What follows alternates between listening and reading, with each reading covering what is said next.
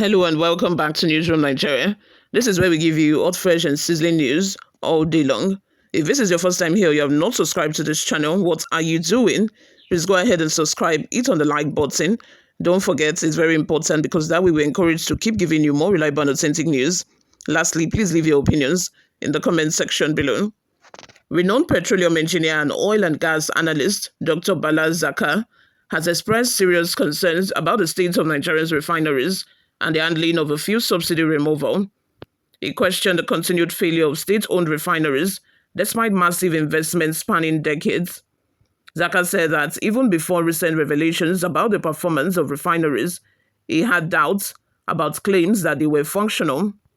According to him, even respected professionals in the industry had been misled. He criticized the notion that refining crude oil is too complex for Nigeria, comparing it to advanced medical procedures like kidney transplants and heart surgery, which he noted are far more technical. For him, refining technology has remained largely unchanged for decades and should not be an obstacle. The experts called out the inconsistency of having functional state-owned refineries in countries like Saudi Arabia, Malaysia, and Qatar, while Nigeria continues to struggle. He questioned why, despite being an OPEC member, Nigeria has failed where others have succeeded. He argued that the failure was not just on government leaders, but also on those entrusted with managing the sector. According to Zakka, many of these individuals have not been honest in their responsibilities, making it difficult for progress to happen. He further went to challenge the logic behind relying on fuel importation, likening it to farming cassava, but depending on outsiders for garri. He stressed that Nigeria should be producing and refining its own products. Dr. Zakka also revisited the removal of fuel subsidy, maintaining a firm stance against it. In his words, "I disagree with subsidy removal. I pleaded on TV a week before his inauguration, begging him not to remove subsidy." He argued that subsidy is a globally accepted economic strategy, and if it failed in Nigeria, it was due to mismanagement rather than the concept itself. He concluded by warning against the wrong economic comparisons being made and noted that current hardship levels prove that many policies have not delivered positive results.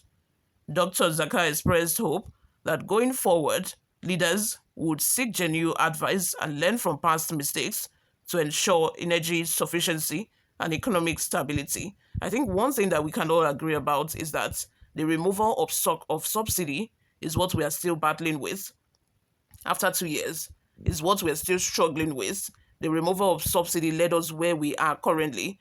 And again, is Nigeria or was Nigeria ready for subsidy removal as of the time that subsidy was removed? I think the answer is no. It's very obvious. The answer is no. No, we were not ready for subsidy removal. Was it a good decision? Now listening to Dr. Zakka, I think I'm on the fence because you would want to say that subsidy removal was a good decision, but hearing from Dr. Zakka and what he said all over the world, subsidy was a strategic economic policy, an efficient one, but because of the kind of country that we are in, corruption being the order of the day, not only just from the top, not only just from the presidency. When we're talking of corruption, I know you understand that I'm talking about you and me. I know you understand that I'm talking about Nigerians generally, because it is not tinubu who would pay out this money directly to who are to get subsidies. It is not tinubu who are the tanker drivers and the owner of these oil companies who will come and claim false subsidies for products that was not delivered on. And I hope you know that. So I think that, according to Dr. Zakka, the way he explained it, the failure of subsidy in Nigeria was the mismanagement of it and not the policy itself. The policy is a very, strategic one that works in other countries all over the world. But because of our climate here, because of the kind of country we are in, where corruption is the order of the day, people always find means to embezzle. People always look for ways to cheat other people. That's the kind of country we are in. Even when you go to the market, people are looking for ways to cheat you if you are not street smart. If you are not street smart, they would find ways to cheat you. It's just the order of the day in Nigeria. People are looking for ways, to get something that is not theirs, to steal. I would not say it is poverty, because most times it is just what is it called, an integrity thing. Most people do not have integrity. Most people do not, they are not just honest in their dealings. So, which is why subsidy failed. Let me ask you now, do you think that removal of subsidy was a good strategy? And do you think that the timing was right? Because on the other hand, I want to believe that, the announcement of subsidy removal was too spontaneous and was all very unplanned. No policy was on ground to mitigate the effect of the removal. If at all, the president decided to remove it, I do not even think he planned it. And like he has said on several occasions, he said it was just something that it wasn't even in his speech. It was just something that he just spontaneously announced. So therefore, there were no effective structures and effective policies to mitigate the effect of subsidy, which is why we are still grappling with the effect till today. Which is why we are still battling with the effect as we speak. Before we go, my people, let's take a look at some of the reactions we got online. The first comment is from Ayorinde Jewas Simi, who says, Tinubu is confused and has no solution to myriad problems in Nigeria. Kenneth Chukuma says, he thought once they remove subsidy, Tinubu, becomes a hero. And for a moment, he did become a hero for just about a month or two. But as soon as people started seeing the effect, my brother, people started blaming him. And of course, he should be blamed because there were no effective policy to mitigate the effect of subsidy removal. Sani Abejide says, the subsidy regime was a scam. The proponents of a scam wouldn't want it abrogated. Thankfully, subsidy is gone. My advice is that the humongous amount saved from subsidy should be used for common good of the people. Hospitals, education, creation of jobs for our youth, etc. There should be no excuse. Olivia Dinkpa says, Tinubu's so-called policies are hogwash. They have made prices of goods jump 3 times to 5 times since the departure of Buhari, and Nigerians are gnashing their teeth in penury as a result.